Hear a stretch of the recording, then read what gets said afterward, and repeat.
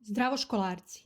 Danas vam donosim još jedan veoma praktičan savet kako da prevedete ceo dokument odjednom, sa bilo kog jezika na koji god jezik želite. Ovakvi trikovi mogu vam uštedeti mnogo vremena, a ovde ste na pravom mestu da ih naučite. Ne zaboravite da lajkujete video, zapratite kanal i podelite ga sa drugarima. Jednostavno otkucajte Google prevodilac, idite na sajt i ovde prevodite jednostavan tekst. Ako hoćete ceo dokument, ovde ga prevučete i pustite. Znači, potrebno je otvoriti dokument koji želite.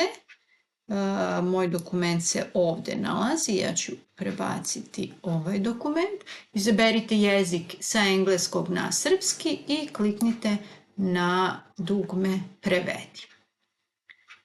Zatim se taj dokument prevodi. Imate ograničenje u broju strana ili u složenosti dokumenta koji prevodite, ali neke jednostavne dokumente do nekih 300 strana sigurno možete da prevedete.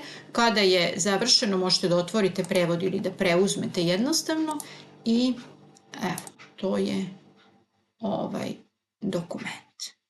Pogledajte ovde, verovatno da ima nekih malih grešaka, ali dokument je preveden. Evo, recimo ovde fali slovo ljubav, ali